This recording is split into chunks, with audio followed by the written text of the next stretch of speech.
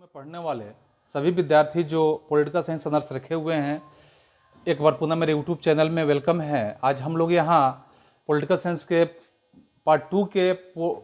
4 paper में अध्ययन करेंगे। 4 पेपर में आज हम लोग 8वें सीरीज में 8वें अध्याय में देखेंगे कि 8वें अध्याय में जो यहाँ जिक्र किया गया है कि राजनीतिक शक्ति और अंतर्राष्ट्रीय राजनीति या किस प्रकार के यहाँ शीर्षक लिए गए हैं कि अंतर्राष्ट्रीय राजनीति जो है राजनीतिक शक्ति और अंतर्राष्ट्रीय राजनीति के संबंध में। तो इसमें कई बातों पे, कई महत्वपूर्ण बिंदुओं पे यहाँ जिक्र किया गया है, जिन बिंदुओं को हम अलग अलग बिंदुवार करके समझने का प्रयास करेंगे। जिसमें सबसे पहले आप देखेंगे शक्ति की अवधारणा की जो बात है, इसके बाद की बातों को समझेंगे कि राजनीतिक शक्ति एक स्वरूप के रूप में हम समझेंगे कि राजनीतिक शक्ति का क्या स्वरूप होता है। पुनः हम देखेंगे कि शक्ति के प्रकार किस प्रकार के होते हैं, या इसके बाद के हम यहाँ देखेंगे कि शक्ति को प्रयोग में लाने की या लाने की जो पद्धतियां हैं, इस पद्धति को किस तरह से हम जिक्र करेंगे। इसके बाद का आपका पॉइंट होगा कि शक्ति साधन है अथवा शक्ति साध्य है, जिस पे हम जिक्र करेंगे आज से। पुनः शक्ति कैसे मापी जाती है, शक्ति मापने का क्या तरीका है, तो इस पे हम बातें करेंगे। इसके बाद देखेंगे शक्ति के आधार पर राज्यों का वर्गीकरण कैसे किया गया है, और शक्ति की अवधारणा इसमें और आलोचनात्मक जो मूल्यांकन की बात की गई है। तो इन तमाम बातों पे आप लोगों के बीच में हम यहाँ प्रस्तुत करने जा रहे हैं। जिसमें सबसे पहले यदि हम इस बात को समझते हैं कि शक्ति जो है, शक्ति और अंतर्राष्ट्रीय राजनीति के संबंध में, तो शक्ति अंतर्राष्ट्रीय राजनीति के संबंध में जैसे है, तो शक्ति के बारे में यदि हम जिक्र करते हैं, शक्ति के बारे में यदि हम जानने का प्रयास करते हैं, तो आधुनिक जो यहाँ आधुनिक रूप से हम देखेंगे राजनीतिक वैज्ञानिक जो भी है राजनीतिक विज्ञान से संबंधित, उन्होंने शक्ति को यहाँ शक्ति के यहाँ विज्ञान के रूप में जैसे इसे केंद्रीय धारणा के रूप में स्वीकार किया है, जिसमें राज्य के बारे में देखें, आप संप्रभुता के बारे में देखें, सरकार के बारे में देखें, कानून के बारे में देखें आदि में शक्ति की यानी शक्ति को प्रमुख रूप से अंतर्निहित तत्व के रूप में स्वीकार किया जा रहा है। और इन लोगों के माध्यम से इस तरह से या शक्ति के अंतर्निहित तत्वों के रूप में जो स्वीकार करने की जो बात की गई है, बेकारी ने यहाँ इस संबंध में एक राजनीतिक वैज्ञानिक जो है, जिनका नाम आप बेकर का नाम जानते हैं, बेकर के रूप में आप देखेंगे, बेकर ने राजनीति को शक्ति से ही एक तरह से अपृथकनीय रूप में उन्होंने स्वीकार किया है, जिसमें कैटलिन और लासवेल की भी नाम प्रमुख रूप से आप देख सकते हैं कि जो कैटलिन है, लासवेल है, इन्होंने राज्य विज्ञान के रूप में, राज्य के विज्ञान जो है इसको शक्ति का विज्ञान के रूप में स्वीकार करने का काम किए हैं। स्वीकार करते हैं कि जैसे विलियम रॉबन्स भी है, राजनीतिक विज्ञान में को समाज में शक्ति के रूप में, शक्ति को अवधारणा के रूप में, उसकी प्रकृति के रूप में, आधार प्रक्रियाओं के रूप में, फिर आप विषय विस्तार तथा परिणामों से संबंधित जो यहाँ बातें होती है इसके रूप में मानने का बात ये स्वीकार करते हैं। पुनः प्राचीन समय में हम देखेंगे कि प्राचीन समय की जो बातें हैं राज्य दार्शनिकों के रूप में, तो ऐसे राज्य दार्शनिकों और चिंतकों ने शक्ति की अवधारणा की अपेक्षा उन लोगों ने भी नहीं किया था।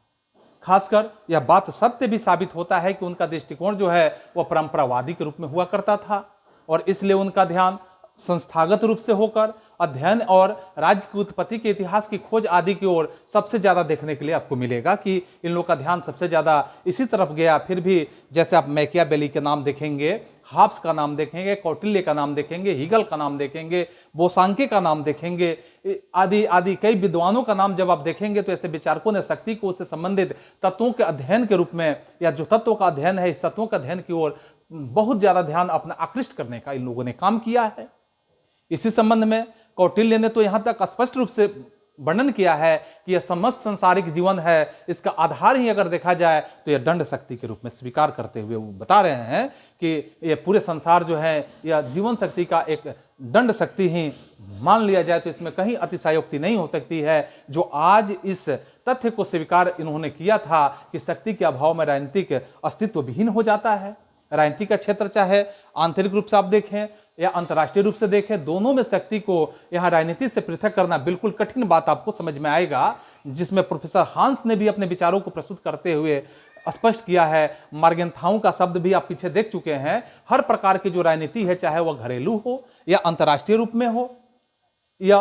घरेलू हो, अंतर्राष्ट्रीय रूप में हो, शक्ति संघर्ष की एक प्रक्रिया के रूप में आप समझेंगे कि शक्ति जो संघर्ष है, यह संघर्ष की एक प्रक्रिया है। इसी पे तो मैकाइवर महोदय ने अपने विचारों को स्पष्ट करते हुए कहा है कि समस्त गति जो है, मनुष्य का जो समस्त गति है, सभी संबंध, सभी प्रक्रियाएं जो हैं, समस्त व्यवस्थाएं जो हैं और प्रकृति में घटित होने वाली प्रत्येक घटना शक्ति की ही अभिव्यक्ति कहा जाए तो इसमें कहीं शक की बात और शक की गुंजाइश ही नहीं होती है। मूल बातें यहां आती है कि राजनीति में शक्ति की वही भूमिका होती है जो हार्ट रूप से अर्थव्यवस्था यानी मार्केट इकोनॉमी के रूप में, यहां धन में जैसे रुपये की होती है, वही स्थिति शक्ति की भी होती है। तो आइए हम देखते हैं कि शक्ति की अवधारणा की जो बात की जाती है, शक्ति की परिभाषा या शक्ति की परिभाषा की संबंधित जो समस्याएं होती है, इस समस्या पे अगर हम विचार करते हैं, इसमें हम देखेंगे कि शक्ति जो है अंतर्राष्ट्रीय राजनीति की सबसे महत्वपूर्ण अवधारणा मानी जा सकती है। शक्ति अंतर्राष्ट्रीय अवधारणा के रूप में हम समझेंगे क्योंकि अंतर्राष्ट्रीय राजनीति का जो संघर्ष है, इसको सुलझाने से संबंध है। तो किसी राज्य समुदाय के अंतर्गत शक्ति का वितरण ही यह तय कर लेता है कि किस प्रकार संघर्ष को सुलझाया जाना है और किस तरह संघर्ष को सुलझाने की बात आती है। क्या सभी पक्ष संघर्ष सुलझाने की शर्तों को पालन करेंगे? यह बात हम लोग के बीच में प्रस्तुत होता है कि जो भी पक्ष होते हैं, क्या ऐसे सभी पक्ष जो होते हैं, ऐसे संघर्ष, कोई भी संघर्ष हो, उसको सुलझाने का जो यहाँ समझौता होगा, उस समझौता का पालन करेंगे? तो शक्ति की परिभाषा के संबंध में अनेक तरह की समस्याएं हम लोग के बीच में उपस्थित होती है। ऐसी समस्याएं उपस्थित होती है कि प्रारंभ में ही हमारे सामने शक्ति, प्रभाव तथा सत्ता जैसे शब्दों की परिभाषा के विषय में यह एक तरह का सहमति ही फिट नहीं बैठता है, सबकी सहमति एक जैसा नहीं बन पाता है। शुरू में अगर कहा जाए कि जैसे रॉबर्ट डबल की बात आप देखेंगे, यानी रॉबर्ट डटल हैं, फिर आप देखेंगे हेरल्ड डी लासवेल, और फिर यहाँ रोवे ने शक्ति को प्रभाव के अर्थ में यहाँ प्रयुक्त किया है। कौटिल्य ने शक्ति को बल प्रयोग के रूप में भी दर्शाने का काम किए हैं। मार्गेनथाउ और कैटलिन ने शक्ति के नियंत्रण के अर्थ में भी प्रयुक्त किया है। हाब्स ने अपनी पुस्तक जो लेवियाथन है, उसी में शक्ति के सामान्य प्रवृत्ति बताते हुए लिखा है कि शक्ति की इच्छा मानव जो है अभिच्छिद्र और अनवरत इच्छा है, जिसका अंत अगर कहा जाए तो अंत जो होता है यह मृत्यु से ही संबंधित होता है। जब तक मानव की मृत्यु नहीं होगा तब तक ये शक्ति का अंत होने वाला नहीं है। फिर भी यह एक बहुत बड़ी और बहुत जटिल समस्या बन जाता है कि शक्ति को साध्य माना जाए अथवा साधन मान लिया जाए। किसी भी राष्ट्र को या कोई भी राष्ट्र हो, उसे शक्ति से हम मापने का काम नहीं कर सकते हैं। तो बिल्कुल नहीं। जैसे हम दूसरे बिंदुओं पर विचार करते हैं तो दूसरे बिंदुओं में देखेंगे कि जैसे राजनीतिक शक्ति एक स्वरूप के रूप में है और राजनीतिक शक्ति जो है एक स्वरूप के रूप में किस प्रकार से है। तो इसमें अंतर्राष्ट्रीय राजनीति के बारे में जब हम समझेंगे तो अंतर्राष्ट्रीय राजनीति से अगर हम जिस भी शक्ति की चर्चा करने की बात करेंगे, जिस तरह की शक्ति की चर्चा हम करेंगे, वह राजनीतिक शक्ति के रूप में, अर्थात यहाँ पॉलिटिकल पावर, वह एक ऐसा पॉलिटिकल पावर के यहाँ अपना रूप पकड़ता है, एक ऐसा रूप अपना धरता है जिसमें राजनीतिक शक्ति से अभिप्राय यह बन जाता है कि अन्य मनुष्यों के कार्यों और मस्तिष्क पर एक अपना बिल्कुल नियंत्रण स्थापित कर लेना। तो यहाँ आप मित्रों देख रहे हैं कि राजनीतिक शक्ति शारीरिक शक्ति से थोड़ा सा भिन्न रूप में देखा जा सकता है कि राजनीतिक शक्ति जो होता है और शारीरिक शक्ति की जो हम तुलना करेंगे तो ये राजनीतिक शक्ति शारीरिक शक्ति से बिल्कुल आपको भिन्न नजर आएगा, क्योंकि जब हिंसा वास्तविकता का रूप धारण कर लेती है तो वैसे परिस्थिति में आपको देखने के लिए मिलेगा निश्चित रूप से कि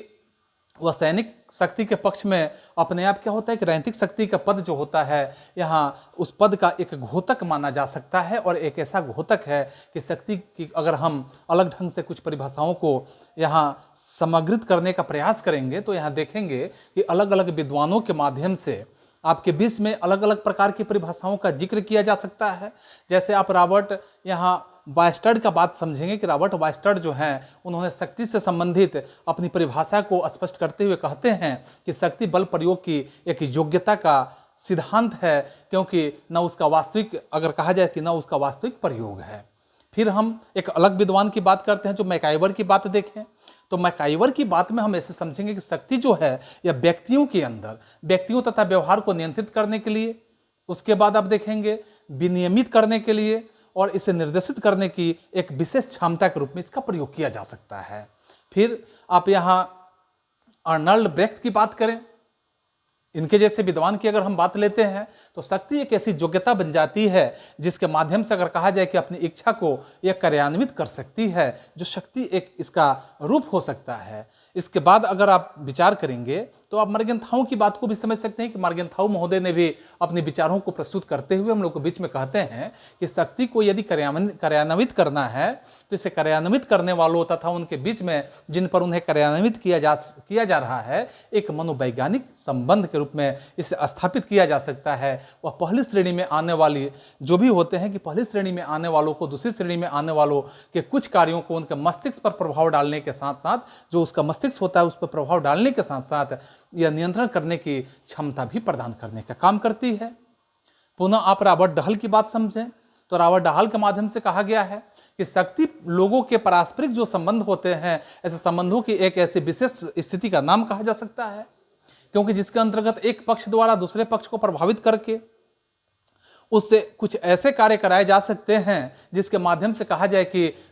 उसके द्वारा अन्यथा यह नहीं लिया जा सकता है। इसी प्रकार आप और भी विद्वानों के नाम ले सकते हैं, जैसे गोलमधर की बात आप देखेंगे तथा सिल्स की बात देखेंगे तो उन्होंने भी इसे स्पष्ट करते हुए बताते हैं कि एक व्यक्ति को इतना ही शक्तिशाली कहा जा सकता है जितना वह अपने लक्ष्यों के अनुरूप में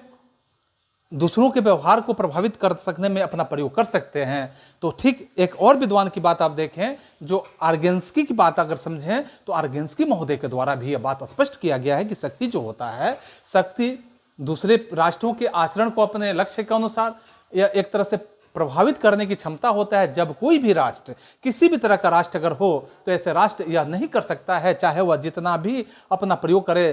कितना भी बड़ा क्यों न हो, चाहे वह कितना भी संपन्न क्यों न हो, तथा उसे शक्तिशाली हम नहीं कह सकते हैं। तो इस तरह से इन तमाम परिभाषाओं के माध्यम से आप ये बात बिल्कुल समझ सकते हैं कि राजनीतिक शास्त्र में जैसे जॉर्ज कैटलिन का नाम आप लेंगे कि वह प्रथम व्यक्ति होते हैं या ऐसे प्रथम व्यक्ति के रूप में उसे जाना जा सकता था जिनके माध्यम से एक ऐसे सिद्धांत, एक ऐसे व्यवस्थित सिद्धांत का प्रयोग किया गया अथवा एक संकल्पनात्मक संरचना का विकास किया गया जिसमें शक्ति को केंद्रित या केंद्रीय स्थान पर रखने का काम किया गया। कैटलिन ने राजनीति के संबंध में मैक्स वेबर की उस परिभाषा को स्वीकार भी करते हुए कहते हैं कि और स्वीकार करने के साथ साथ आप यहाँ देखेंगे कि उनमें उसे शक्ति के लिए संघर्ष अथवा उन लोगों को जो भी वो ऐसे लोग हैं तो वैसे लोगों को जो शक्ति में है प्रभावित करने की प्रक्रिया के रूप में बताया गया है। उसकी दृष्टि में राजनीतिक शास्त्र का जो क्षेत्र बनता है वैसे क्षेत्रों के माध्यम से सामाजिक नियंत्रण के अध्ययन अथवा अधिक स्पष्ट रूप से यह बात कहा जाए तो मानवीय और यहाँ तक कि अगर हम कहें कि पाशविक रूप से पाशविक इच्छाएं जो भी होती है तो ऐसे पाशविक इच्छाओं के माध्यम से संबंधों को नियंत्रित करने का एक क्षेत्र हम समझ सकते हैं। और कैटलिन ने इसी बात पर ज़्यादा से ज़्यादा जोर देने का काम भी किए हैं, क्योंकि नियंत्रण की जो प्रत्येक प्रक्रिया है राजनीतिक विज्ञान का एक घटक हम समझ सकते हैं, क्योंकि कैटलिन के अनुसार ही कहा जाता है कि राजनीतिक शास्त्र नियंत्रण की उस स्थिति का एक अध्ययन होता है जो उस शक्ति की बात करें या प्राप्त करने के लिए एक मूलभूत पर अनभिज्ञता प्रेरणा के द्वारा यह निर्धारित होती है। तो आप यहाँ देख रहे हैं कि शक्ति जो है, शक्ति राजनीतिक शक्ति एक स्वरूप के रूप में किस प्रकार से हुआ, इसके बारे में आपने देखा अलग अलग विद्वानों के माध्यम से। इसके अगले बिंदुओं पर अगर हम चर्चा करते हैं तो हम इसे यहाँ पे स्पष्ट रूप से शक्ति के प्रकार की बात अगर हम समझते हैं तो शक्ति के प्रकार को यानी यह बात जो है इसको समझने से पहले हम सबसे पहले देखेंगे शक्ति और बल क्या है। बल तो समझ रहे हैं और शक्ति समझ रहे हैं। शक्ति को जैसे इंग्लिश में पावर कहा जाता है, बल को फोर्स कहा जाता है। तो यहाँ फोर्स और पावर में क्या डिफरेंस है, what is difference between force and power, इस तरह की अगर बातें आपके बीच में आता है तो आप इसमें किस तरह इसका स्पष्टीकरण करेंगे। तो यहाँ हेरल्ड एस्प्राउट के माध्यम से अगर हेरल्ड एस्प्राउट की बात अगर करें हम और यहाँ मार्गरेट एस्प्राउट की बात करें तो उन लोगों के अनुसार शक्ति जो होता है, शक्ति का अर्थ जो होता है हम सीधे शब्दों में कह सकते हैं कि सैनिक शक्ति। शक्ति का अर्थ ही हुआ सैनिक शक्ति। जो इसके बाद आप आइनिस क्लाड ने भी शक्ति के अपने विश्लेषण में खासकर मुख्य विषय यानी सैनिक पहलू को भी यहाँ पे मानने का महत्वपूर्ण भूमिका निभाया है। मर्गेंथाउ महोदय ने भी खासकर सैनिक शक्ति को यानी सैनिक पहलू को अपने शक्ति की परिभाषा से बाहर रखने का काम करते हैं। और जब कभी वह शक्ति की चर्चा करते हैं तो वहाँ ऐसी स्थिति उत्पन्न होती है कि उसका अभिप्राय बनता है कि राजनीतिक शक्ति से ही यह अभिप्राय स्पष्ट होता है। शक्ति जो होता है, शक्ति और बल का अगर हम सीधे अर्थों में प्रयोग करें तो देखेंगे सैनिक शक्ति में स्पष्ट अंतर आपको देखने के लिए नजर आएगा, क्योंकि बल प्रयोग शक्ति का एक उपकरण हम समझ सकते हैं। यहाँ हम राजनीतिक शक्ति की चर्चा कर रहे हैं, जहाँ यहाँ इस विषय के माध्यम से हम देख रहे हैं राजनीतिक शक्ति का प्रयोग जो हम कर रहे हैं, यदि बल प्रयोग किया जाता है तो वह हम कहेंगे यहाँ कि वहीं से राजनीतिक शक्ति का अंत समाप्त हो जाता है जब बल प्रयोग का प्रयोग होता है। तो आप समझ रहे हैं इस बात को, बल प्रयोग हिंसा पर आधारित हो जाता है, जबकि शक्ति एक मनोवैज्ञानिक प्रभाव के रूप में आप समझेंगे कि शक्ति जो है, शक्ति एक मनोवैज्ञानिक प्रभाव के रूप में आप समझ सकते हैं। शक्ति अदृश्य है, जबकि बल प्रयोग जो होता है वह हमेशा दृश्य दिखता है। शक्ति आपके अंदर दिखाई नहीं देगा और वहीं बल प्रयोग जो होता है वह हमेशा दिखाई देता है। आप किसी भी प्रकार के बल प्रयोग का प्रयोग करें तो निश्चित रूप से आपका बल प्रयोग स्पष्ट रूप से नजर आता है। इसी आधार पर जैसे वायस्टर्ड महोदय ने अपने शब्दों में जिक्र करते हुए बताते हैं कि शक्ति जो है बल प्रयोग की योग्यता है, न कि अगर कहें उसका वास्तविक प्रयोग है। तो ऐसे यहाँ वायस्टर्ड के शब्द स्पष्ट हो जाते हैं। फिर हम इस बात को जिक्र करेंगे कि राजनीतिक क्रियाएं जो होती है, राजनीतिक क्रियाओं में इसके अनेक प्रकार देखे जा सकते हैं कि राजनीतिक क्रियाओं में जो प्रकार होते हैं इसके अनेक प्रकार आप निश्चित रूप से समझेंगे, जिसके द्वारा कर्ता दूसरों को प्रभावित कर सकता है। इन्हें 3 शीर्षकों के माध्यम से हम स्पष्ट करेंगे यह कर्ता कैसे प्रभावित कर सकता है। तो सबसे पहला शीर्षक आप देखेंगे तो एक शीर्षक आपका बल का होगा, यानी कि फोर्स का होगा। दूसरा आप देखेंगे डोमिनेशन का होता है, तो डोमिनेशन यानी प्रभुत्व, आप समझ रहे हैं कि प्रभुत्व का होता है। और फिर वहीं आप देखेंगे तो मैनिपुलेशन की बात आती है, तो मैनिपुलेशन में जैसे आप देखेंगे क्रिया कौशल की बात आपके बीच में आता है। तो ये शक्ति के 3 यहाँ जो प्रभावित करने वाले तत्व होते हैं, यही 3 प्रभावित तत्व होते हैं। इसके बाद अगर हम समझें तो शक्ति और प्रभाव की बात अगर हम समझते हैं, यानी कि इन्फ्लुएंस एंड पावर की बात अगर समझेंगे या पावर एंड इन्फ्लुएंस की बात समझते हैं, तो हम सीधे शब्दों में कह सकते हैं कि शक्ति जो होता है, शक्ति बल प्रयोग दंड और हिंसा की जो बात आती है, हिंसा को निष्कासित कर दिया जाए तो प्रभाव बिल्कुल बन जाता है। और ऐसा प्रभाव बन जाता है कि प्रभाव एक बलरहित तत्व के रूप में आपके बीच में आपके समक्ष प्रस्तुत होता है। इसी तरह से कार्ल जे फ्रेडरिक के अनुसार हम देखें प्रभाव यहाँ गुप्त शक्ति के रूप में, यानी कि जो शक्ति होता है वह गुप्त रूप से, यानी कि वो इंटरनली पावर होता है, ये दिखाई देने वाला तत्व नहीं होता है। वह न्यूनाधिक के रूप में अगर हम समझें कि ऐसे न्यूनाधिक की मात्रा में अदृश्य रूप में होता है। इसी आधार पर तो रॉबर्ट डहल ने अपने आप को, अपने इस विचारों को प्रभावित करते हुए वो बताते हैं कि प्रभाव व्यक्तियों, समूहों, समुदायों, संगठनों, राज्यों के संबंध से स्पष्ट होते हैं। या विशिष्ट शब्दावली का जो प्रयोग किया जाए तो ऐसे विशिष्ट शब्दावली के प्रयोग के माध्यम से जो कार्यकर्ता होते हैं, प्रभावकर्ता होते हैं, इसके संबंध से यह स्थापित होता है। शक्ति के प्रभाव के रूप में अगर हम देखें तो शक्ति के प्रभाव का अगर अंतर हम देखने का प्रयास करते हैं तो इसको हम दर्शा सकते हैं कि शक्ति का जो यहाँ अंतर है इसको कैसे दर्शाएंगे। तो इसे अलग अलग बिंदुवार हम दर्शाने का प्रयास करेंगे, जिसमें अगर प्रथम बिंदु में लेते हैं, प्रथम पॉइंट में लेते हैं, तो प्रथम पॉइंट में देखें शक्ति के पीछे कठोर जो भौतिक होते हैं या भौतिक बल और प्रतिबंध होते हैं, ऐसे प्रतिबंध का प्रयोग अवश्य होता है। ये देखने के लिए आपको मिलेगा। इसका प्रभाव में आग्रह होता है और विनय होता है, नैतिकता का पुट यहाँ विद्यमान अवस्था में देखने के लिए आपको अवश्य मिलेगा। इसी तरह से जबकि अगर हम कहें कि शक्ति जो होता है, शक्ति अगर प्रकृति बाध्यकारी होती है तो इसमें कहीं अतिशयोक्ति की बात आपके बीच में नहीं आता है। फिर हम दूसरी बातों को स्पष्ट करेंगे, दूसरे पॉइंट के रूप में देखेंगे तो शक्ति जो होता है भय और दंड पर आधारित होने के कारण अलोकतांत्रिक होता है और प्रभाव सहमति पर आधारित होने के कारण यह लोकतांत्रिक रूप में आपके बीच में प्रस्तुत हो सकता है। फिर हम तीसरी बातों को समझने का बात करें तो शक्ति के प्रयोग को देखा जा सकता है, जबकि प्रभाव का केवल अनुमान ही लगाया जा सकता है। आप समझ रहे हैं इस बात को। इस तरह से चौथी अगर हम बिंदुओं की बात करें, चौथे पॉइंट की बात करें, शक्ति का प्रयोग जो होता है और भौतिक शास्त्रियों के माध्यम से यह भौतिक शास्त्रियों पर ही आधारित होती है, इसलिए उसका प्रयोग जो होता है यहाँ सीमित ढंग से या सीमित रूप से नहीं किया जा सकता है। किंतु यदि अगर हम शक्ति की बात करते हैं तो शक्ति के रूप में यह बात स्पष्ट रूप से हम समझ सकते हैं, इसका प्रभाव जो होता है यहाँ अर्जित कर लिया जाए तो उसके प्रयोग की कोई सीमा भी नहीं रह जाती है। आखिर में यह बातें जो आ रही है शक्ति की, तो शक्ति का स्रोत क्या होता है, यानी सोर्स ऑफ पावर क्या होता है, what is source of power. तो शक्ति का पावर क्या होता है, इसका सोर्स किस प्रकार से होता है, तो इस पर अगर हम चर्चा करते हैं तो देखेंगे कि शक्ति के स्रोतों की पूर्ण सूची देना अगर हम कहें तो संभव नहीं हो पाता है। अगर पूर्ण सूची के रूप में हम प्रस्तुत करें तो बिल्कुल संभव नहीं हो पाता है, क्योंकि विचारकों ने जो भी विचारक हैं, विचारकों में इस संबंध में बहुत अधिक मतभेद देखने के लिए आपको मिलेगा। निश्चित रूप से धन की बात करें, धन संपदा की बात करें, प्राकृतिक संपदा के साधन की बात करें, मानव शक्ति के शस्त्र की बात करें, आदि किसी भी राष्ट्र की हम शक्ति की अगर हम जिक्र करते हैं तो ऐसे शक्ति के महत्वपूर्ण अवयव के रूप में आप समझ सकते हैं। पर हम अगर यहाँ जिक्र करते हैं, यहाँ समझते हैं कि उनका महत्व इस दृष्टि से हम आंकने का प्रयास करेंगे, तो ऐसे आंकना होगा कि अन्य राज्य जो होते हैं, जो भी राज्य होते हैं, राज्यों के व्यवहार को प्रभावित करने के साथ साथ जो भी राज्य के साथ अगर व्यवहार को प्रभावित करने के लिए उसका उपयोग कहाँ तक किया जा सकता है, तो निसंदेह रूप से हम यहाँ स्पष्ट रूप से कह सकते हैं कि सामंत शक्ति का एक महत्वपूर्ण यहाँ अव्यय होता है, क्योंकि इसके द्वारा हम समझें, इसके द्वारा कोई भी राज्य दूसरे राज्य के व्यवहार को प्रभावित करने के लिए उसे अगर पुरस्कृत करने की बात किया जाए, पुरस्कृत के रूप में बहुत कुछ दे सकता है। तो ऐसे स्थितियों में, ऐसे परिस्थितियों में धन के से शक्ति के अन्य अव्यय खरीदे जा सकते हैं। जैसे अगर हम कहें बल प्रयोग के साधन की बात करें। इसके बाद अगर हम देखते हैं, यहाँ जिक्र करते हैं कि शक्ति के प्रकार की बात, यानी अगले बिंदुओं पर जिक्र करते हैं कि शक्ति का प्रकार जो है, शक्ति के प्रकार के रूप में हम इसे अलग अलग बिंदुवार चर्चा करेंगे कि राजनीतिक शक्ति मुख्य रूप से 3 प्रकार के होते हैं।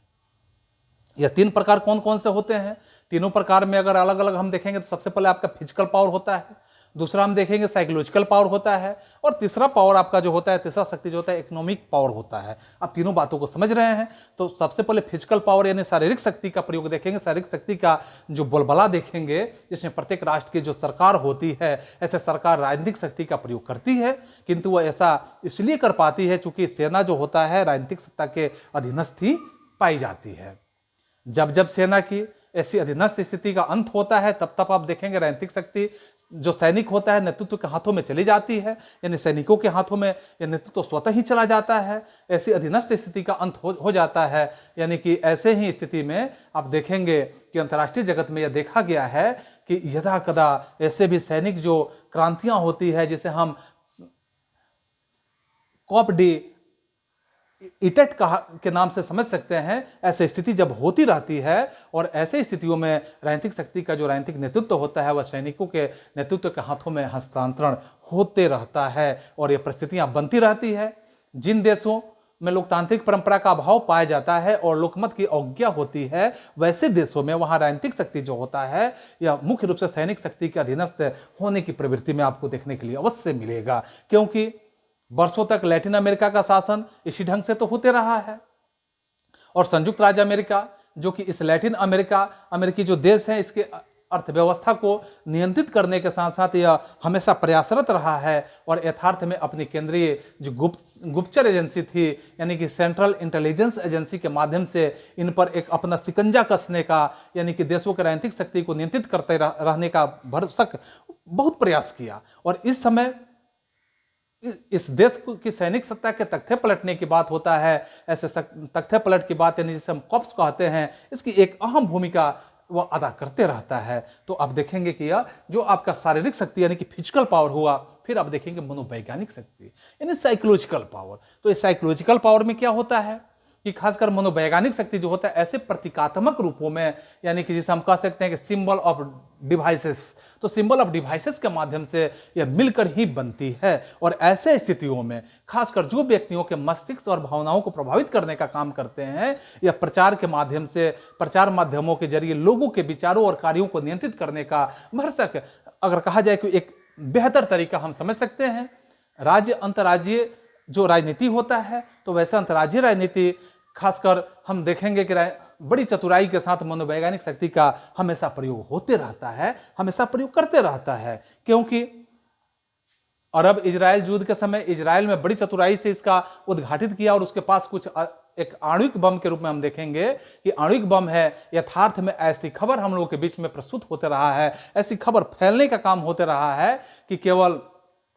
ध्येय यानी अरब राज्यों के माध्यम से, यानी अरब राष्ट्रों के माध्यम से मनोबल को कम करना ही था। और गणतंत्र दिवस के अवसर पर परेड के समय भारत प्राय विभिन्न टैंकों के माध्यम से और विशिष्ट रूप से आपको देखने के लिए मिलेगा कि विभिन्न टैंकों विशिष्ट रूप से आप देखेंगे विशिष्ट हथियारों का प्रदर्शन हमेशा करते रहता है, जिसका ध्येय पड़ोसियों को यह दिखाने का रहता है, पड़ोसी देशों को यह दिखाने की भावना होती है कि अब भारत जो है सैनिक दृष्टि से काफी शक्तिशाली हो चुका है। आप अक्टूबर क्रांति की बात ले लीजिए। अक्टूबर क्रांति की जो सालगिरह के दिन पूर्व सोवियत संघ में जिस तरह के यहाँ जो रॉकेट्स और टैंकों के प्रदर्शन किए जाते थे, जो एक प्रकार से हम देखेंगे कि मनोवैज्ञानिक शक्ति के प्रदर्शन का तरीका है। तो इस तरह से मित्रों अब देख रहे हैं कि इस तरह से देश जो होता है, प्रत्येक देश अपने शक्तियों को मनोवैज्ञानिक ढंग से विश्व के सामने प्रस्तुत करने का काम करता है। इसका यही ध्येय होता है जो एक खास अवसर पर प्रत्येक देश दिखाने का काम करता है। फिर हम आर्थिक शक्ति की बात ले ले, इकोनॉमिक पावर की बात समझें, तो इकोनॉमिक पावर में हम देखेंगे खासकर कि राजनीतिक शक्ति का प्रयोग व्यवहार में आर्थिक साधनों के द्वारा होता है। किसी भी राज्य की विदेशी व्यापार जो होता है केवल अपने वस्तुओं का विक्रय करने और विदेशी मुद्रा कमाने मात्र से यह संबंधित नहीं होता है। सिर्फ हम इतना ही समझ ले तो इतना ही मात्र नहीं होता है, बिल्कुल इतना मानना गलत माना जाएगा, क्योंकि व्यापार के माध्यम से उन देशों के अपने, अगर कहा जाए अपनी राजनीतिक शक्ति का विस्तार करने का भी, जो भी विस्तार करना एक अन्य महत्वपूर्ण ध्येय भी होता है। अपने विदेश निर्यात के माध्यम से एक राज्य चाहे तो किसी भी अन्य राज्य के आर्थिक दृष्टि से अब उस पर अपने पर निर्भर बना सकता है। विदेशी आर्थिक सहायता के माध्यम से राजनीतिक प्रभाव इस प्रकार का बनता है आपके बीच में। इसको अगर हम देखें तो सबसे पहले पॉइंट में हम देखेंगे कि विदेशी सहायता से देश आत्मनिर्भर नहीं बन सकता है। आर्थिक तथा तकनीकी दृष्टि से एक कहा जाए कि प्रमुखापेक्षी के रूप में हम समझ सकते हैं। फिर हम दूसरे बिंदुओं पर देखें तो विदेशी सहायता से होने वाले तत्कालिक लाभ के फेर में देश पर कर्ज की भारी बोझ आ जाता है, जिसको चुकाते चुकाते स्थिति ऐसा बन जाता है कि नाक में दम आ जाता है। तीसरा बात देखें तो आर्थिक विकास के लिए विदेशी सहायता से भी अगर कहा जाए कि अधिक महत्व आत्मसम्मान का बनता है। लंबी आर्थिक आत्मनिर्भरता के कारण देश जो होता है, देश के मनोबल का आत्मसम्मान यहाँ क्षीण होता है। तो आप देख रहे हैं कि यहाँ आर्थिक शक्ति प्रत्येक देश अपना दिखाने का प्रयास करते हैं। हम विदेशों पर आश्रित नहीं हो सकते हैं। जैसे ही विदेशों पर आश्रित होंगे या कोई भी देश दूसरे देशों पर आश्रित होगा, समझिए कि वो आर्थिक रूप से क्या होगा, आर्थिक शक्ति में वो बिल्कुल कमजोर महसूस होगा। तो इसके बाद के पॉइंट को लाने की जो पद्धतियां हैं, इस पद्धति के बारे में अगर हम समझे कि शक्ति को प्रयोग में लाने की जो पद्धति है, इस पद्धति के बारे में अगर हम जिक्र करते हैं कि कौन कौन सी पद्धतियां हैं जो शक्ति को प्रयोग में लाने का काम करती है, तो इसके संबंध में हम सीधे शब्दों में जानेंगे कि दो राष्ट्र होते हैं, दो राष्ट्र या दो व्यक्ति जो होते हैं, या व्यक्ति जैसे मान लेते हैं कि एक तरफ क है और दूसरी तरफ क्या है, ख है, यानी एक तरफ ए है और दूसरी तरफ क्या है, बी है। ऐसे भी हम समझ सकते हैं। उनके बीच में एक अगर समस्या है तो वैसे समस्या में यह भी कल्पना हम कर सकते हैं, एक तरह से हम कल्पना कर सकते हैं कि ए जो होते हैं, ए कुछ करना चाहते हैं और बी जो होते हैं उससे भिन्न कुछ करने की बात सोचते हैं। किन्हीं भी यानी किसी भी तरह की वास्तविक परिस्थिति में ए और बी को प्रभावित करने का प्रयास करेगा। और यहाँ प्रश्न एक खड़ा होता है, ऐसा प्रश्न बनता है कि दोनों राष्ट्रों की जो शक्तियां होती है, इसको एक दूसरे के आचरण को प्रभावित करने के लिए क्या क्या करने चाहिए। सामान्य रूप से हम इस बातों पर जिक्र करेंगे, इस बातों को समझेंगे। इनके पास 4 विकल्प बनते हैं और ये चारों विकल्प जो होते हैं एक दूसरे को समझा बुझा सकते हैं। और ऐसे स्थितियों में खासकर एक दूसरे के रूप में अगर हम समझे कि एक दूसरे के रूप में एक दूसरे के जो प्रलोभन दे सकते हैं, वैसे स्थितियों में धमकी को भी प्रयोग में ला सकते हैं। वो प्रलोभन देने के साथ साथ धमकी का भी प्रयोग ला सकते हैं, ये बात स्पष्ट है, यह जगजाहिर है। और आवश्यकता पड़ने पर वे बल का प्रयोग भी कर सकते हैं। इसी आधार पर एक प्रमुख राजनीति शास्त्री जो है डॉक्टर महेंद्र कुमार अपनी बातों को प्रस्तुत करते हुए लोगों के बीच में प्रस्तुत करते हैं कि राज्य अन्य राज्यों से अपना विशिष्ट व्यवहार करने के लिए जो विधियों का या जो तरीके का इस्तेमाल करता है, वह मुख्य रूप से 4 तरीके हम लोग के बीच में प्रस्तुत हो सकते हैं। वह 4 तरीके जो हैं, अनुनय, पारितोषिक या पुरस्कार, इसके बाद हम देखें दंड, और फिर देखें तो बल प्रयोग। यह 4 तरीके जो होता है, इसमें चारों तरीकों को हम अलग अलग ढंग से समझने का प्रयास करें। यदि अन्य राज्य जो होता है, ऐसे राज्य व्यवहार नियंत्रित करने के सामर्थ्य को शक्ति माना जाए तो ये विधियों की शक्तियों के प्रयोग के एक तरह के कहा जा सकता है कि साधन भी कहे जा सकते हैं। इस तरह से यह बात हम लोगों के बीच में बिल्कुल स्पष्ट हो जाता है। यह बातें हम इस तरह स्पष्ट कर पाते हैं कि शक्ति प्रयोग के लाने के ये 4 तरीके जो हैं सबसे महत्वपूर्ण बनते हैं। जिसमें सबसे पहले अगर हम देखें तो सबसे पहला प्रयोग हम देखेंगे तो ये पहला प्रयोग क्या होता है, परसुएशन जो होता है, परसुएशन यानी कि समझाना। तो ये समझाना जो शब्द आता है, यह कौन सा शब्द है कि शक्ति को प्रयोग में लाने के लिए सबसे सुगम तरीका अगर समझें तो ये सबसे सुगम तरीका समझाने का तरीका होता है। अगर यहां मान लीजिए कि ए के समझाने बुझाने पर भी नहीं मान लेता है तो उसका परिणाम अस्थायी हो जाता है, उसमें किसी तरह का रुकावट पैदा नहीं होता है। इस पद्धति को प्रयोग में लाने के लिए एक को केवल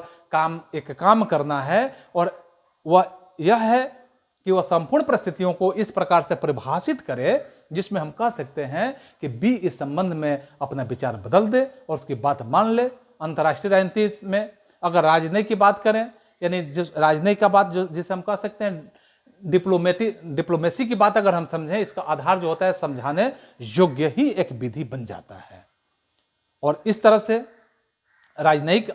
यानी डिप्लोमेसी जो होता है, या प्रतिनिधि अन्य विरोधी राष्ट्रों के जो राजनयिक प्रतिनिधियों से अपना सुझाए तरीकों के अनुसार ही या सफलतापूर्वक या सफलता का मूल्यांकन इस आधार पर या चातुर्य से प्रभावित करने की कोशिश भी करते हैं। एक राजनयिक जो होते हैं, इनकी सफलता का मूल्यांकन इस आधार पर किया जाना चाहिए कि प्रलोभन, दंड और शक्ति की विधियों का सहारा लिए बिना समझाने की कला का वह किस सीमा तक उपयोग में ला सकता है। दूसरा बात आप देखेंगे, यानी जो रिवार्ड्स आप समझ रहे हैं, प्रलोभन, तो प्रलोभन में जैसे ए के पास बी के आचरण को करने के अनुकूल अपने बनाने का जो दूसरी पद्धति उपलब्ध होता है, वह प्रलोभन यानी पारितोषिक या पुरस्कार का ही माना जाता है। क्योंकि इस विधि में एक राष्ट्र दूसरे राष्ट्र के प्रलोभन का वचन देकर वह खासकर क्या करता है कि उसके व्यवहार पर प्रभाव डालने की कोशिश करता है।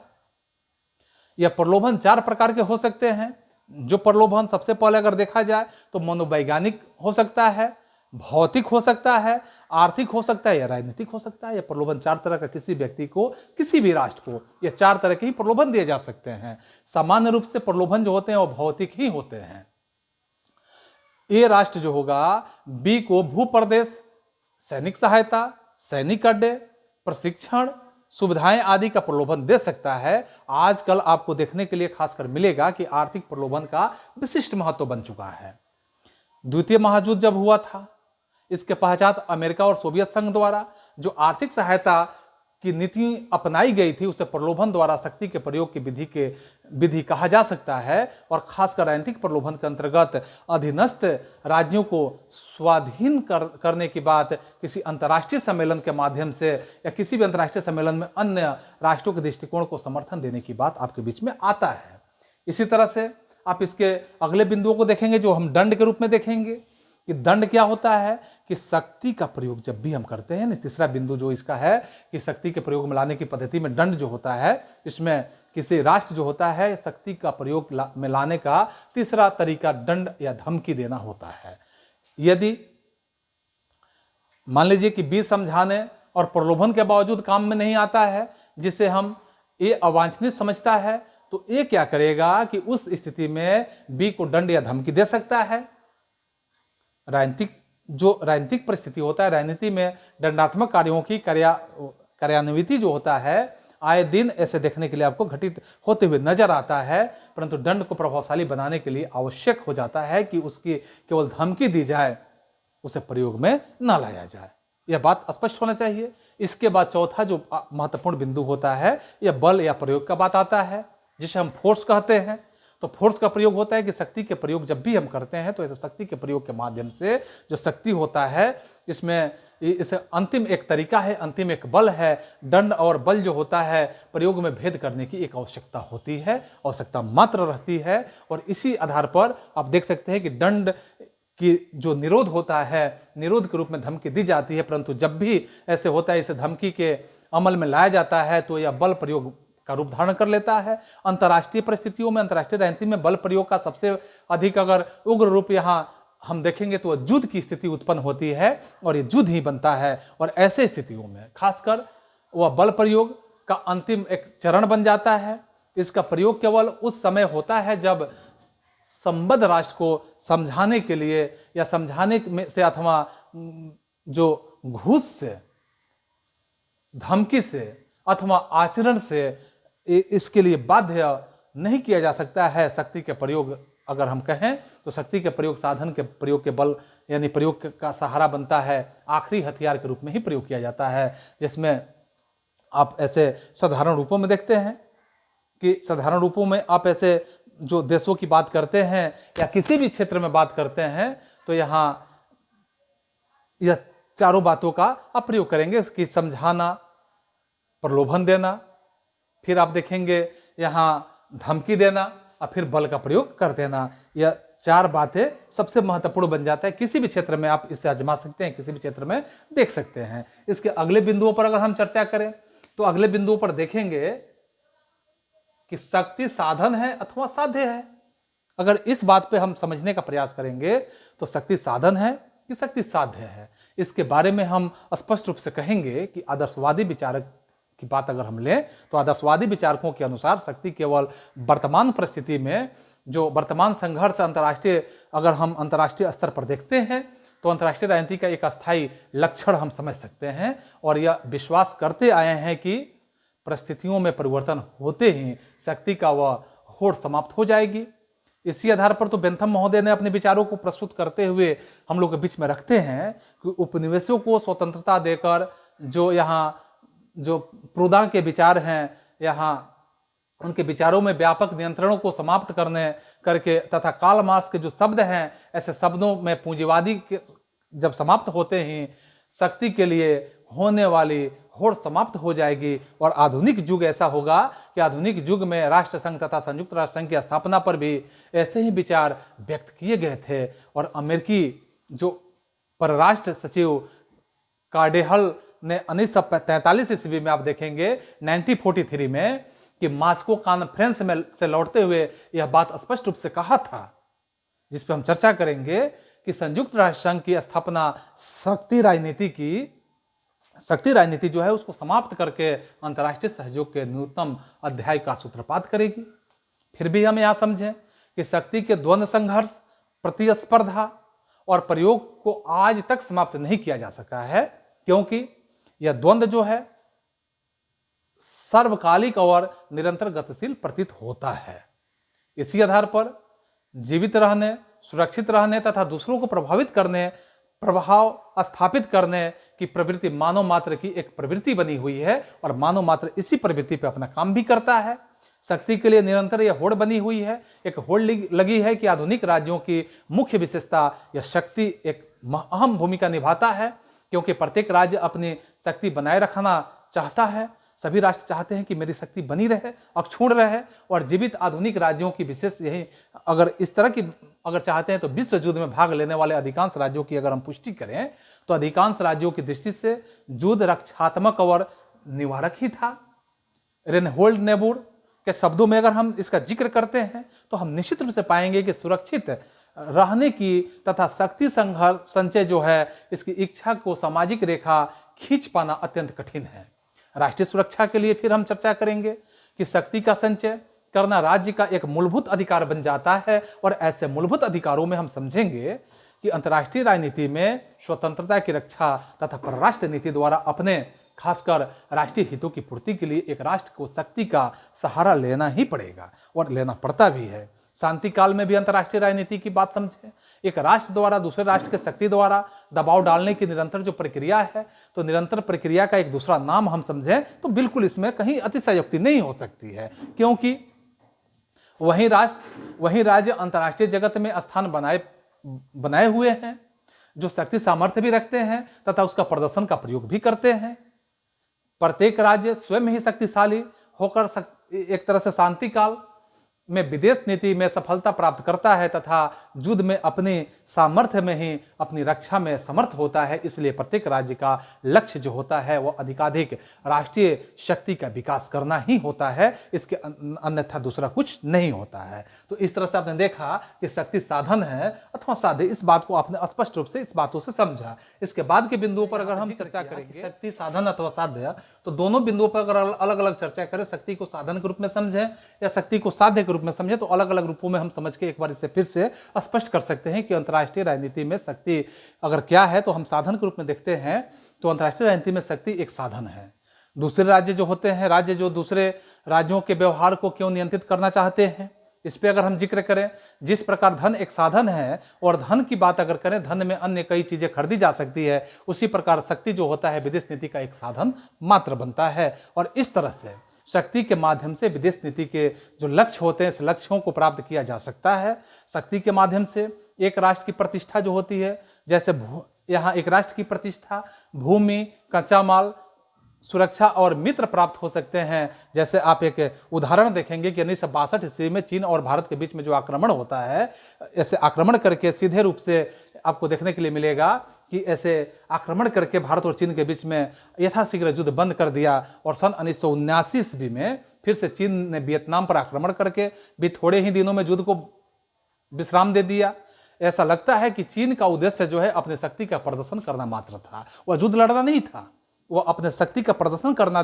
चाहता था, वो दिखाना चाहता था कि मेरी शक्ति जो है आपसे मजबूत है, इसके अलावा दूसरा उसका कोई विकल्प नहीं था। इसमें जहां उसे प्रतिष्ठा प्राप्त होने की अभिलाषा थी, वहीं थोड़ा बहुत प्रादेशिक लाभ भी मिला उसे। दोनों ही अगर मामलों में देखा जाए तो चीन ने शक्ति को विदेश नीति के साधन के रूप में ही प्रयुक्त किया। फिर हमने यहाँ देखा शक्ति जो है एक साधन है। अगर हम इसे साध्य के रूप में देखते हैं तो साध्य के रूप में क्या समझेंगे कि अंतर्राष्ट्रीय राजनीति में कभी कभी ऐसी स्थिति उत्पन्न होती है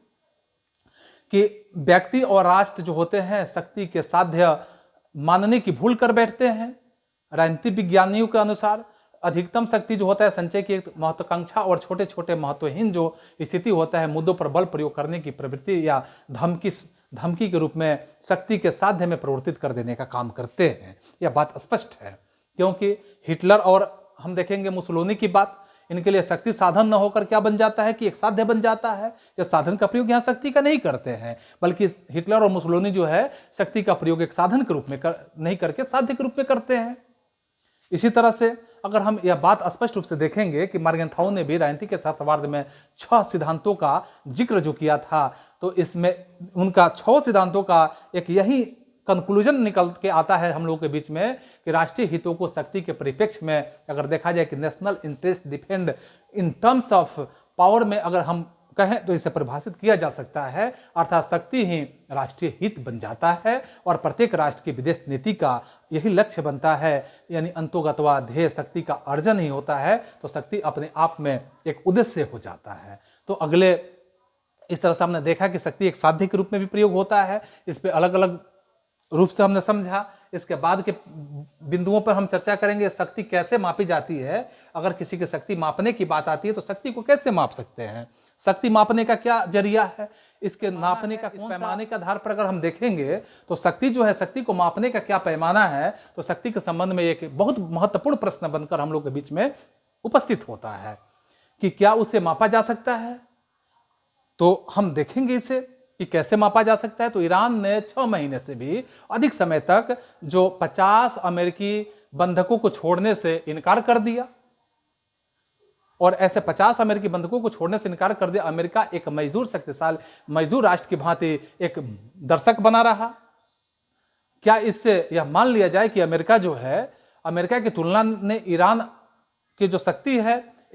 यह काफी शक्तिशाली है? क्या ऐसा मान लेना उचित होगा? ऐसा कदापि उचित नहीं है, क्योंकि कभी कभी यह देखा गया है, हम लोगों के बीच में यह उपस्थित होता है, कभी कभी यह देखा गया है कि विशाल सेना और शक्ति जो है, ऐसे विशाल सेना और शक्ति वाले जो राज्य हैं, राज्य को भी विदेश नीति के विदेश क्षेत्र में सफलता हासिल नहीं होती है। अमेरिकी वर्षों तथा वियतनाम से वर्षों तक के वियतनाम से लड़ते रहा है। लड़ते रहने की स्थिति में ऐसे परिस्थिति उत्पन्न होता है कि इसकी तुलना कमजोर हो गया। मान लीजिए कि एक देश ए है, दूसरा देश बी है, और ये दोनों राष्ट्र जो है ए और बी के रूप में है, जिनके बीच एक समस्या उत्पन्न होती है। तो उसमें हमारे लिए पहले से यह करना या पहले से यह कहना बिल्कुल कठिन बात लगता है कि कौन सा राष्ट्र दूसरे राष्ट्र को प्रभावित कर सकेगा। परमाणु युग में तो शक्ति का मापन और भी कठिन बन जाता है। इतना कठिन बन जाता है परमाणु युग में कि किसी की शक्ति को मापना इतना आसान नहीं है। किसी भी या किसी राष्ट्र की शक्ति का अनुमान इस प्रकार से नहीं लगाया जा सकता है कि उसके पास कितने परमाणु अस्त्र हैं और हमला करने की उसकी कितनी सामर्थ्य है। अपितु अगर हम कहें यहाँ स्पष्ट रूप से,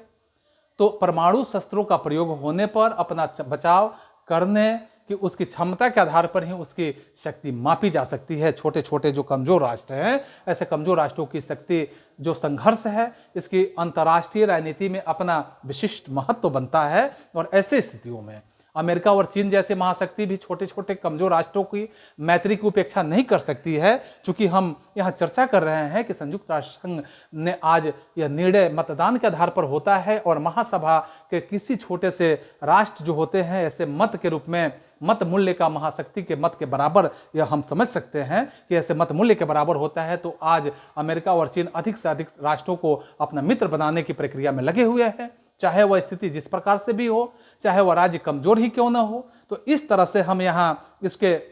महत्वपूर्ण पहलुओं पर ध्यान देंगे कि अंतर्राष्ट्रीय राजनीति में शक्ति का मूल्यांकन करते समय निम्नलिखित कारकों पर हम ध्यान दे सकते हैं, जो हम अलग अलग बिंदुवार इसकी चर्चा करेंगे। जिसमें शक्ति के सबसे पहले बिंदु पर देखेंगे कि शक्ति के अनुमान और वास्तविकता में अंतर की बात करेंगे। तो इसमें हम देखेंगे कि शक्ति जो है, शक्ति को नापते समय किसी राष्ट्र की वास्तविक शक्ति एवं अनुमानित जो शक्ति होता है इसमें ज़्यादा फर्क नहीं रहना चाहिए, कोई ज़्यादा डिफरेंसेस नहीं होना चाहिए। क्योंकि किसी भी राष्ट्र जो होता है, कोई भी राष्ट्र होता है, किसी राष्ट्र की शक्ति केवल इस बात पर निर्भर नहीं करती है कि वह दूसरे राष्ट्रों के व्यवहार को किस सीमा तक प्रभावित कर सकता है, बल्कि इस तथ्य पर भी वो निर्भर करता है कि दूसरे राष्ट्र उसकी शक्ति का क्या अंदाजा लगाते हैं। इसके साथ हम देखेंगे, जैसे उदाहरण के रूप में हम प्रस्तुत करेंगे कि द्वितीय विश्व युद्ध जब हुआ था तो इटली जो था, पूर्व इटली की एक बड़ी शक्ति इटली को माना जाता था, परंतु युद्ध काल में यह बात स्पष्ट हो गई थी कि इटली वास्तव में महाशक्ति नहीं था। जैसे ही युद्ध हुआ तो बात बिल्कुल स्पष्ट हो गया कि इटली जो है महाशक्ति नहीं है, क्योंकि यथार्थ में इटली जो है शक्ति का अनुमान उसकी असली शक्ति के अधिक लगाने के कारण ही द्वितीय विश्व युद्ध में या द्वितीय विश्व युद्ध के पूर्व वह अन्य राष्ट्रों के व्यवहार को प्रभावित कर पाता है।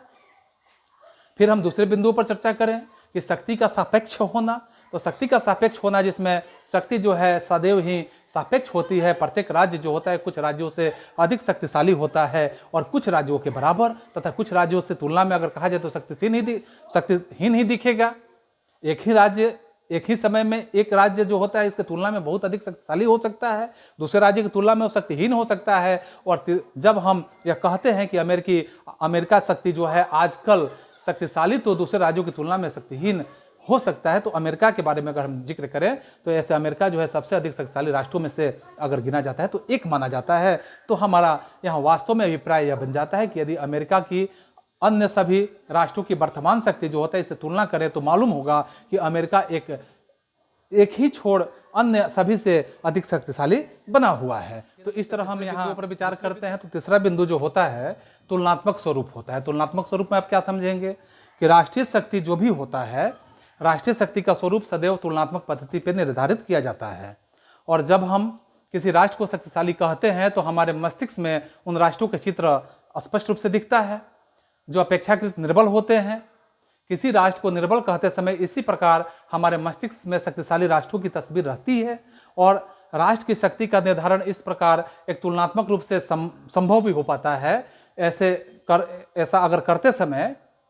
हम राष्ट्र को शक्तिशाली बनाने वाले जो तत्व होते हैं उसको ध्यान में रखते हुए या ध्यान में रहकर कहा जाए कि दूसरे राष्ट्रों के तत्वों के उसकी तुलना हम बिल्कुल नहीं कर सकते हैं। फिर इसके अगले बिंदुओं पर हम जिक्र करें कि शक्ति की दृष्टि से राष्ट्र जो होते हैं समान नहीं होते हैं। शक्ति की तुलना करें तो राष्ट्र जो होते हैं एक समान हो ही नहीं सकते हैं। तो इसमें हम देखेंगे कि राष्ट्रीय शक्ति की दृष्टि से कभी भी कोई भी राष्ट्र जो होते हैं समान नहीं हो सकते हैं। यह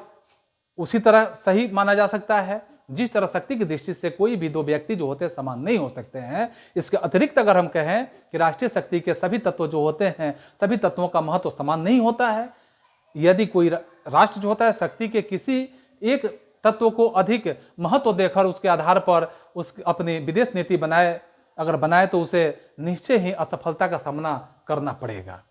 पांचवी बात अगर हम देखें तो शक्ति का विश्वसनीय होने की बात आता है कि अंतर्राष्ट्रीय राजनीति में शक्ति का विश्वसनीय होना परम आवश्यक होता है। जो धमकी विश्वसनीय नहीं होती है उसका शक्ति के खेल में कोई अर्थ नहीं होता है। मान लीजिए कि यदि एक देश ए है, उन्होंने बी से क्या किया कि बी को धमकी दे दी, तो उसका इच्छानुसार व्यवहार न करने पर उसके खिलाफ बल प्रयोग करेगा और राष्ट्र बी जो होगा उस धमकी को एक तरह से कहा जाए तो गिदड़ धमकी ही समझे तो वह धमकी बिल्कुल व्यर्थ ही माना जा सकता है। फिर इसके बाद अगले बिंदु पर हम चर्चा करें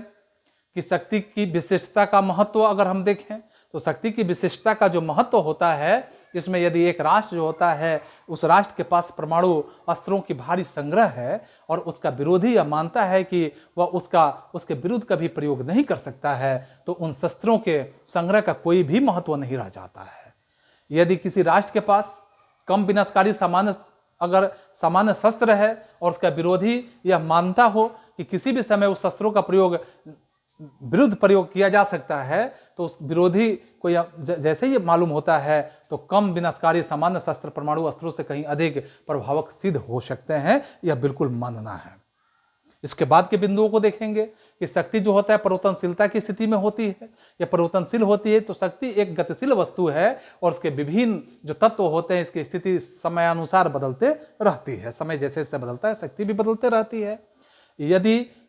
कल कोई देश सर्वोच्च शक्ति था तो आवश्यक नहीं है कि वह आने वाले समय में भी वो सर्वोच्च शक्ति होगा, ऐसा जरूरी नहीं है। क्योंकि वैसे स्थिति को यह बनाए रखेगा ऐसा भी जरूरी नहीं है। इस संबंध में पामर ने भी और पार्किंस ने भी एक बात को स्पष्ट करते हुए अपने विचारों को लिखा है कि एक राज्य जो होते हैं उनके सेनाओं के आकार में वृद्धि अथवा कटौती तो होती रहती है, उसका मनोबल गिर अथवा उठ सकता है, नेतृत्व बदल सकता है, कच्चे माल का अभाव या बाहुल्य हो सकता है, प्राविधिक रूप से हम देखेंगे कि प्रक्रिया में सुधार तो किया जा सकता है, युद्ध में प्रयुक्त होने वाले जो नवीन हथियार है इसका आविष्कार हो सकता है, महामारी बाढ़ और भूचाल जैसी स्थिति उत्पन्न हो सकती है, इसमें गिरावट आ सकता है, श्रमिकों का नाश हो सकता है तथा मनोबल गिर कर टूट सकता है। ऐसे संधियों के माध्यम से भी वह अपने आप को बांध सकता है। तो ऐसे स्थितियों के माध्यम से जरूर नहीं है कि शक्ति में परिवर्तनशीलता नहीं पाई जाएगी, बल्कि उसमें एक परिवर्तन की स्थिति हमेशा बनी रहती है। यह स्थिति हमेशा देशों के हम समझ सकते हैं कि शक्ति में हमेशा परिवर्तन होने की स्थिति उत्पन्न हो सकती है। अब हम देखेंगे अगले बिंदुओं पर कि अगले स्थितियों में देखेंगे कि शक्ति जो होता है शक्ति मूल्यांकन की कुछ विशेष भूल होता है। ये विशेष भूलें क्या हैं? तो प्रोफेसर मार्गेनथाउ ने शक्ति के मूल्यांकन के संदर्भ में 3 विशेष भूलों की ओर संकेत देते हुए बताते हैं, जो 3 अलग अलग भूल हैं, जिसमें प्रथम रूप में हम देखेंगे कि प्रथम भूल यह है कि जो एक राष्ट्र स्वयं एक निरंकुश शक्ति बन बैठता है और दूसरी शक्तियों के सापेक्ष वह महत्व की अवहेलना करता है। दूसरी बात अगर हम देखें कि यह भूल यह बन जाता है कि जब कोई राष्ट्र अतीत काल जो होता है उसमें निश्चित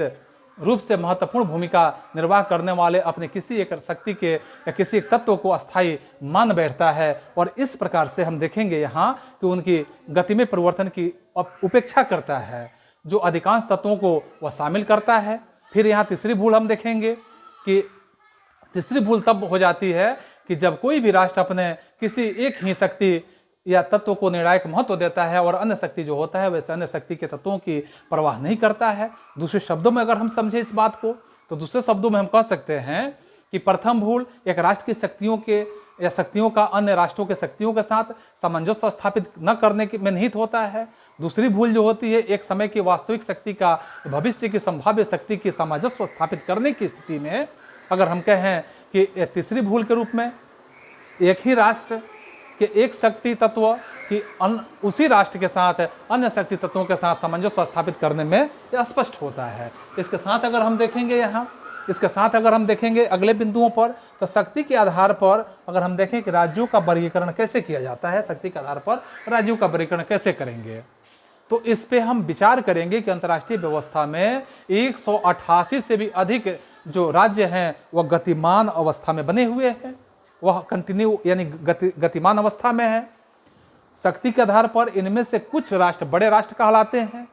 और कुछ राष्ट्र जो होते हैं छोटे राष्ट्र कहलाते हैं। डेविड वाइटल के अनुसार अगर हम समझें इस बात को तो किसी देश के क्षेत्रफल और उसकी जनसंख्या के आधार पर अगर हम कहेंगे तो निश्चित यह किया जा सकता है कि वह देश जो है देश बड़ा है या वह देश छोटा है। इस बात को हम समझ सकते हैं जनसंख्या के आधार पर, उसके क्षेत्रफल के आधार पर समझ सकते हैं। इस तरह से बड़े और छोटे राष्ट्रों की श्रेणी में या इसके श्रेणी के अतिरिक्त राष्ट्रों को शक्ति के आधार पर 4 श्रेणियों में विभक्त किया जा सकता है। पहली श्रेणी में वह महाशक्ति आती, जो महाशक्ति होते हैं, शक्तिशाली होते हैं, उनको हम रख सकते हैं। महाशक्ति उस देश को कहते हैं जिनके नीति निर्माता यह समझते हैं कि वह देश अकेला ही अंतर्जातीय अंतर्राष्ट्रीय राजनीति पर जो निर्णायक भूमिका होता है, निर्णायक रूप से वह प्रभाव डाल सकता है। फिर आप दूसरी श्रेणी में रखेंगे तो दूसरी श्रेणी में उप महाशक्ति को रख सकते हैं ऐसे उप महाशक्ति जो होते हैं उस देश को कहा जाता है जिसके नीति निर्माता यह समझते हैं कि उनका अन्य जो अंतर्राष्ट्रीय या अन्य जो हम कहेंगे अंतर्राष्ट्रीय राजनीति पर कुछ प्रभाव तो डाल सकता है, चाहे वह प्रभाव निर्णायक न हो, लेकिन वो प्रभाव तो डालेगा ही। तीसरी श्रेणी में हम रखेंगे माध्यमिक शक्ति को। तो ऐसे माध्यमिक शक्तियों का तीसरी श्रेणी होता है जिस राष्ट्र के नेता यह समझते हों कि उस देश यानी उनका देश जो है अकेले अंतर्राष्ट्रीय राजनीति को प्रभावित नहीं कर सकता है और प्रभावक की भूमिका अदा करने के लिए उसे अपने राष्ट्रों के साथ मिलकर कार्य करना पड़ सकता है, तो उसे माध्यमिक शक्ति कहा जाएगा। बिल्कुल यह सत्य बात है। चौथी श्रेणी भी इसका है। तो चौथे श्रेणी में हम देखेंगे कि लघु शक्ति की आती है जिस देश के निर्माता यानी नीति निर्माता यह मानते हैं कि उनका देश न तो केवल अकेला अंतर्राष्ट्रीय राजनीति को प्रभावित कर सकता है और न ही किसी अन्य राष्ट्रों के साथ मिलकर ही प्रभाव बना सकता है, तो उसे हम लघु शक्ति के रूप में कह सकते हैं, वो लघु शक्ति के रूप में आएगा। तो इस तरह से इन तमाम बातों से, 4 बिंदुओं के माध्यम से जो हमने देखा, इन बिंदुओं के माध्यम से समझ सकते हैं कि शक्ति के आधार पर राज्यों के वर्गीकरण जो है, इस वर्गीकरण हेतु महाशक्ति के सम प्रत्यय का भी चलन यहाँ हम लोग के बीच में हुआ है। इस सम प्रत्यय के माध्यम से इसका अंत जो है 1815 ईस्वी में वियना सम्मेलन के माध्यम से आपको दिखेगा कि इसी के सम्मेलन के माध्यम से हुआ, इसलिए इसे 19वीं शताब्दी की अवधारणा के रूप में कहा जाता भी है। इस संप्रत्यय के माध्यम से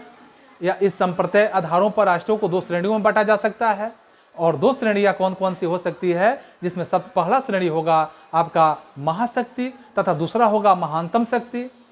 अब पूर्व सोवियत संघ और अमेरिकी महानतम शक्तियों के श्रेणी में आते हैं, जो फ्रांस की बात करें, ब्रिटेन की बात करें, चीन की बात करें, भारत की बात करें, जापान की बात करें, जर्मनी की बात करें, आदि महाशक्तियों की श्रेणी ये आते हैं जो महाशक्तियों से या महाशक्ति से हमारा अभिप्राय किसी ऐसे राष्ट्र से होता है जो किसी दूसरे राष्ट्र पर या दूसरे राष्ट्र या राष्ट्रों पर अपनी इच्छा तो थोप सके, परंतु उन राष्ट्रों या उन दूसरे राष्ट्रों पर कोई प्रभाव न हो। अमेरिका और सोवियत संघ जैसी महानतम शक्तियां जो है, इसके प्रादुर्भाव से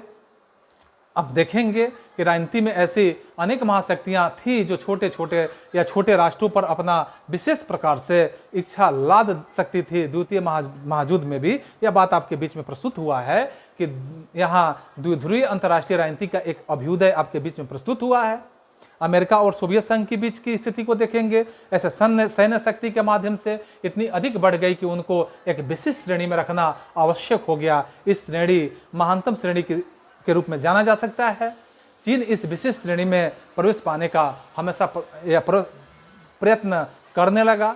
और इसी तरह से हम इस बातों को समझेंगे जिसमें शक्ति जो होता है, शक्ति शून्य की एक अवधारणा बन जाती है और ऐसे स्थितियों के माध्यम से शक्ति जो होती है शून्य की अवधारणा बन जाती है। और जैसे विश्व के किसी भूभाग में महाद्वीप या क्षेत्र विशेष में महाशक्ति की जो अनुपस्थिति होती है अथवा महाशक्ति का हटना शक्ति शून्य के रूप में हम समझ सकते हैं या शक्ति शून्य उत्पन्न करता है और महाशक्ति की उपस्थिति में उस भूभाग में राजनीतिक स्थिरता का परिचालन माना जा सकता है। कि शक्ति की अवधारणा अगर हम कर लेते हैं, शक्ति की अवधारणा क्या है या शक्ति की अवधारणा के साथ आलोचनात्मक इसका अगर हम मूल्यांकन करने की बात करें तो हम सीधे शब्दों में जानेंगे इस बात को कि दार्शनिक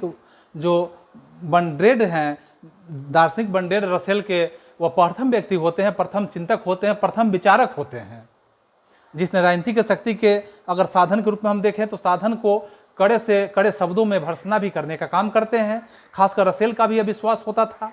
कि मानव की स्वाधीनता के लिए धन की समानता अथवा वितरण से अधिक महत्व उस समानता का है जो शक्ति के वितरण से प्राप्त होती है। या वह मानते थे कि राज्य में चाहे वह पूंजीवादी हो अथवा साम्यवादी हो, राजनीतिक शक्ति का केंद्रीकरण मनुष्य के व्यक्तित्व के विकास के लिए आर्थिक शक्ति के केंद्रीकरण से कहीं अधिक घातक है। इस बात को स्वीकार करते थे। फिर बर्ट्रैंड रसेल यह भी बात मानते थे कि जहां जिस मात्रा में भी शक्ति का प्रयोग होता है वहां उसी मात्रा में स्वतंत्रता समाप्त होती जाती है। बर्ट्रैंड रसेल ने मानव प्रकृति के मनोवैज्ञानिक विश्लेषण के द्वारा शक्ति के विरुद्ध दिए गए अपने तर्कों का समर्थन भी किया है। वह यहाँ तक कि इस बात को मानते हैं कि राज्य की शक्ति में वृद्धि अंतर्राष्ट्रीय क्षेत्र में भी उतनी ही खतरनाक है जितनी घरेलू राजनीति के माध्यम से घरेलू राजनीति के क्षेत्र में है। वह उन्हें जो भी हो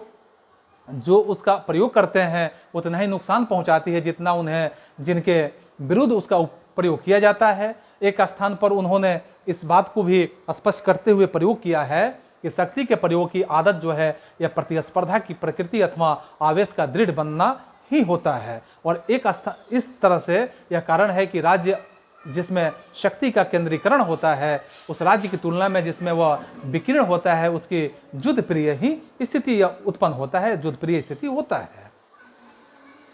एडमंड बर्क ने 1783 ईस्वी में शक्ति के उच्च शिखर पर खड़े अपने देश ब्रिटेन को स्पष्ट चेतावनी देते हुए स्पष्ट करते हैं कि महत्वाकांक्षाओं को सीमित रखना होता है। मैं स्पष्ट करना चाहता हूं कि मैं अपने राष्ट्रीय शक्ति अथवा महत्वाकांक्षा से स्वयं भयभीत हूं। इस बात को उन्होंने स्पष्ट तौर पे कहा था। मानव होने के नाते हम उनका दुरुपयोग कर सकते हैं। अन्य राष्ट्र जो है, अन्य राष्ट्रों के साथ अगर देखें कि अन्य राष्ट्र हमसे भयभीत हैं, इस अवस्था में अवश्य विरोध होगा। कभी न कभी राष्ट्रों का एक समूह ऐसा उठेगा जो हमें चुनौती देगा और हमारा नाश कर देगा। इस तरह की विचारधारा से वे अपने आप को भली भांति परिचित कराते हैं। शक्ति के संप्रत्यय में हाल के वर्षों में गंभीर आक्षेप किए गए हैं, किंतु यह आक्षेप जो है, यह प्रक्षेप हैं। यह आक्षेप इस तरह के आक्षेप हैं न कि आदर्शवादी विचार से प्रेरित है